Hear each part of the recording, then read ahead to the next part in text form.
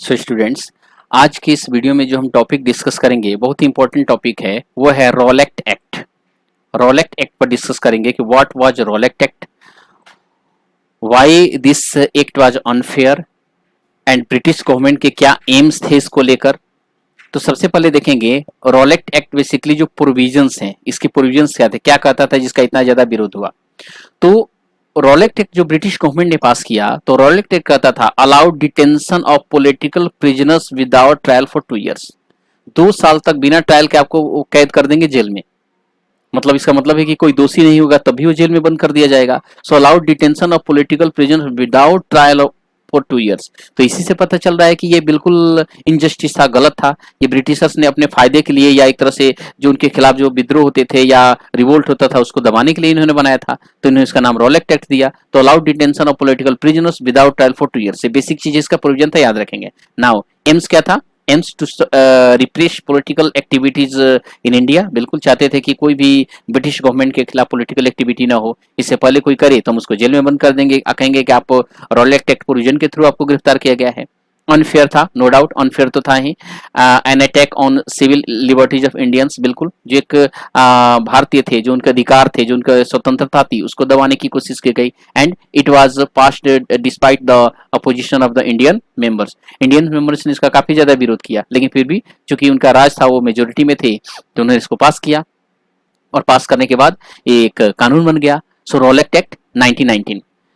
Basic चीज याद रखें, allowed detention of political prisoners without trial for 2 years and the purpose was to repress political activities in India. And why it was unfair? Because an attack on civil liberties of Indians, and it was passed despite the opposition of Indian members. इसका विरोध करने के बावजूद British government ने इसको पास किया। Now तो इसका पूरे देश में काफी ज्यादा विरोध होने लगा, क्योंकि ये गलत है। हर किसी को लगता था कि ये गलत है। गांधी जी ने भी इसका काफी विरोध किया। नाउ बट इसके लिए क्या कदम उठाए गए? अब पूरे देश में इसका विरोध होगा तो क्या क्या किया जाएगा, इस पर देखते हैं। कंसिक्वेंसेज इसके क्या रहे बेसिकली इस एक्ट के। फर्स्ट, एन ऑल इंडिया हड़ताल plan by the Mahatma Gandhi on the 6 April 1999 against this unjust law. Gandhi ji ने कहा कि 6 अप्रैल 1919, 6 अप्रैल 1919 को एक पूरे देशव्यापी हड़ताल किया जाएगा। स्ट्राइक का आह्वान किया गांधी जी ने। And second, rallies were organise in various cities. धरना प्रदर्शन, रैली, जब भी कोई आंदोलन होगा तो आप देखेंगे कि होगा ही होगा। So rallies were organise in the basically various cities. After that workers were went to the strike in the railway workshop. जो रेलवे में काम करने वाले वर्कर्स थे उन्होंने सपोर्ट किया और स्ट्राइक पर चले गए इसके विरोध में। After that shops close down, लोगों ने अपनी दुकानें बंद की और इसका विरोध किया। Then local leaders were picked up from Amritsar. बहुत सारे नेताओं को गिरफ्तार कर लिया गया अमृतसर से, क्योंकि इसके अगेंस्ट में ब्रिटिश गवर्नमेंट भी अपना काम करती थी। And attack on banks, post office and railways.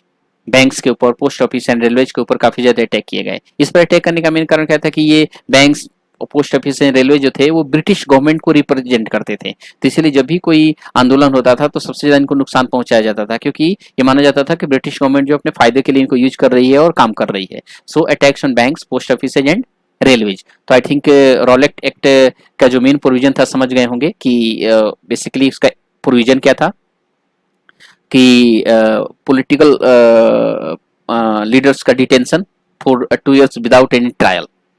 और बेसिकली वो इंडियंस के खिलाफ था। और जो कंसिक्वेंसेज रहे कि क्या क्या भारत में इसके अगेंस्ट में किया गया। नाउ आगे बढ़ते हैं। इसी सेंस में जलियांवाला बाग इंसिडेंट हुआ, क्योंकि वो रॉलेक्ट एक्ट से ही जुड़ा हुआ है। जलियांवाला बाग इंसिडेंट देखेंगे, कई बार इस पर सेपरेट क्वेश्चन आता है कि what was Jallianwala Bagh incident basically. So main event, Jallianwala Bagh का मेन इवेंट क्या था? सो जो मेन इवेंट था basically took place on 13 April 1919 in the city of Amritsar. ये जो इंसिडेंट हुआ 13 अप्रैल 1919 इन द सिटी ऑफ, 13 अप्रैल 1919 को हुआ अमृतसर में। ध्यान रखेंगे, डेट याद रखेंगे, 13 अप्रैल 1919 द अमृतसर। अमृतसर कहाँ है? पंजाब में। डेट याद रखें, 13 अप्रैल 1919 in the city of Amritsar. इसमें क्या हुआ था basically? A large crowd mainly villagers had gathered in the enclosed ground of Jallianwala Bagh to protest against repressive measures of the British government like Rowlatt Act. Rowlatt Act के खिलाफ ही जो British government जो काम कर रही थी उसका क्या किया जाए, आगे जो प्लानिंग की जाए या उसके विरोध में एक भीड़ इकट्ठी हुई थी। इसके अलावा चूंकि इस दिन बैसाखी का भी त्योहार था, तब भी जो लोग जो थे किसी से मेला घूमने या कोई किसी से मिलने वगैरह के लिए वहां पर गया हुआ था, तो वहां पर ठीक ठाक भीड़ इकट्ठी हो गई थी। Now being from outside the city, villagers were unaware the making of illegal as a martial law had been imposed। चूंकि ये जगह जो था थोड़ा बाहर था सिटी से, तो लोगों को आइडिया नहीं था कि कोई यहाँ पर मार्शल लॉ लगा हुआ है या इस तरह से भीड़ इकट्ठी करना इलीगल है, सरकार ने इसको मना किया है, तो उनको इसकी जानकारी नहीं थी। लेकिन उस एरिया का हेड कौन था? जनरल डायर, जो पुलिस का हेड था main General Dyer. So General Dyer entered the area, block the exit points, open fire on the crowd, killing hundreds. General Dyer वहां पर पहुंचा, पूरे उसने एग्जिट पॉइंट को ब्लॉक कर दिया, ओपन फायर का आदेश दिया, गोलियां चलाओ। आम लोगों पर गोलियां बरसाई गई, सैकड़ों लोग मारे गए, इसमें निर्दोष लोग मारे गए बेवजह, क्योंकि जनरल डायर को कोई फर्क नहीं पड़ता था। वो तो अंग्रेज था कि ये ब्रिटिश गवर्नमेंट के खिलाफ गए, ऑर्डर को नहीं माने, इसलिए हमने गोली चलवा दी। कोई अपनी गवर्नमेंट होती तब न सुनती, तो अंग्रेजी गवर्नमेंट थी, उसको कोई फर्क नहीं पड़ता। लेकिन इसका पूरे देश में जबरदस्त विरोध हुआ कि निर्दोष लोगों पर इस तरह से गोलियां चलाई गई। और हमारे जितने भी रिवोल्यूशनरी थे देश में, क्रांतिकारी थे, इंक्लूडिंग बड़े लीडर्स, उन्होंने कहा कि इसके खिलाफ आंदोलन किया जाएगा। यहाँ तक कि हमारे जो क्रांतिकारी थे उन्होंने अंग्रेजों के खिलाफ और भी प्लानिंग की कि इसका बदला लिया जाएगा, क्योंकि बिल्कुल एक अनजस्टिस था, गलत हुआ था लोगों के साथ कि निहत्थे लोगों पर, आम लोगों पर जो गोलियां चलाई गई। अब इसका क्या इम्पैक्ट होगा इसको देखेंगे कि इम्पैक्ट ऑफ जलियांवाला बाग, क्योंकि इंसिडेंट तो हो गया, लेकिन अब इसका विरोध कैसे होगा इस पर चर्चा करेंगे। Crowds took to the streets in the many north Indian towns. Basically north Indian towns में जो क्राउड्स थी, गली गली में काफ़ी ज़्यादा इसका विरोध देखा जाने लगा जो जलियांवाला बाग इंसिडेंट हुआ।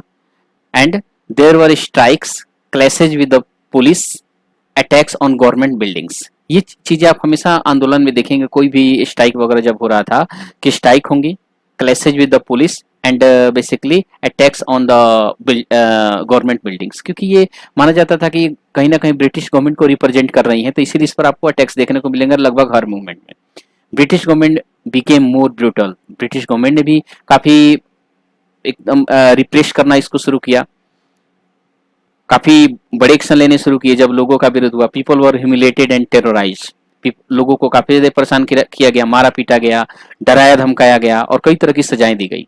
सत्याग्रही were forced to rub their nose on the ground. क्या करा है कि सत्याग्रही को फोर्स किया गया कि नाक रगड़ो जमीन पे। जो लोग ने भी ब्रिटिश गवर्नमेंट के खिलाफ खड़े हुए, satyagrahi were forced to rub their nose on the ground, crawl on the streets, do सलाम सैल्यूट टू द साहिब्स, कि आप सलाम ठोको कि दोबारा ऐसा नहीं करोगे। ब्रिटिश जो बड़े अधिकारी थे उनके सामने नाक रगड़ाए गए, उनको सैल्यूट कराया गया। ये मतलब एक तरह से इनको जो भी क्रांतिकारी थे उनको नीचा दिखाने की कोशिश की गई ताकि दोबारा ऐसा ना करें। पीपल्स वर फ्लॉग्ड, विलेजेज इन पंजाब अराउंड गुजरवाला वर बॉम्ब्ड। जैसे गुजरावाला जो गांव है तो वहां पर काफी ज्यादा ब्रिटिश की तरफ से बॉम्बिंग की गई। लोग इससे वैसे क्या हुआ कि गांव छोड़कर भाग गए। इसका मतलब कि ब्रिटिश गवर्नमेंट ने लोगों को कई तरीके से परेशान करने की कोशिश की और जितना पनिशमेंट दे सकता था दिया, क्योंकि उनको तो करना ही था। उनको आम लोगों से या देश से कोई मतलब था नहीं, ब्रिटिश गवर्नमेंट थी तो अगेंस्ट में जो चाहे करेंगी। और उसके बाद वो कहते थे कि बिल्कुल सही किया है, क्योंकि जलियांवाला बाग इंसिडेंट के बाद भी जनरल डायर का कहना था कि वो एक तरह से ब्रिटिश गवर्नमेंट के खिलाफ जो भी लोग खड़े हुए तो उनके मन में एक मोरल वैल्यू वो बनाना चाहता था कि आइंदा दोबारा ऐसा काम ना करें, कि उन्होंने गलती की और फ्यूचर में कभी ऐसा न करें। उसका तो ये कहना था, तो कभी अपनी गलती मानेंगे ही नहीं। Now so seeing violence spread, Mahatma Gandhi collect of the Rowlatt act Satyagraha movement. जब गांधी जी ने देखा कि इसमें काफ़ी ज़्यादा बेसिकली वायलेंस हो रहा है मूवमेंट में, जगह जगह लोगों की तरफ से भी, ब्रिटिश गवर्नमेंट की तरफ से भी, तो गांधी जी ने कहा कि ये आंदोलन को अभी वापस लेते हैं। सो seeing violence spread, Mahatma Gandhi called off the Rowlatt Satyagraha movement. तो जो बेसिकली रॉलेट सत्याग्रह मूवमेंट शुरू हुआ उसको गांधी जी ने वापस ले लिया, जो कि रॉलेट एक्ट के विरोध में शुरू हुआ, फिर जलियांवाला बाग इंसिडेंट हुआ और उसके बाद गांधी जी ने इसको कॉल अप किया और वापस ले लिया। सो स्टूडेंट्स, इस वीडियो में हम बात करेंगे खिलाफत इशू के बारे में। या कई बार क्वेश्चन आता है कि व्हाट वाज खिलाफत मूवमेंट। सो द वर्ड खिलाफत comes from Khalifa who was the ruler of the Ottoman Turkey as well as considered the spiritual head of the Islamic world। यानी कि इस्लामिक वर्ल्ड का ये spiritual head था जिसको खलीफा बोलते हैं, और खलीफा का जो पोस्ट था वैसे ही चलता रहा तो इसको खिलाफत कहा गया। तो basically in the first world war Turkey was the part of the defeated central powers. यानी कि जो फर्स्ट वर्ल्ड वार में जो सेंट्रल पावर्स थे जो हार गए, तो उसी ग्रुप में टर्की था, तो इसका मतलब टर्की भी हार गया। So the rumours so there were rumors that a harsh peace treaty was going to be imposed on the Ottoman Emperor, so to defend Khalifa's position, a Khilafat committee was formed in Bombay in March 1990 by Ali brothers। Now इसको समझ लीजिए कि basically ये क्या कह रहा है कि जो खलीफा था, तो खलीफा जो था एक तरह से पैगंबर मोहम्मद के जाने के बाद जो भी उनके रिप्रेजेंटेटिव आए और ये कंटिन्यू चलता रहा तो वो खलीफा कहलाए। और जब फर्स्ट वर्ल्ड वार हुआ तब खलीफा जो था बेसिकली टर्की के जो बेसिकली रूलर थे जो इस्लामिक वर्ल्ड को रिप्रेजेंट करते थे, तो उनको ही खलीफा कहा गया।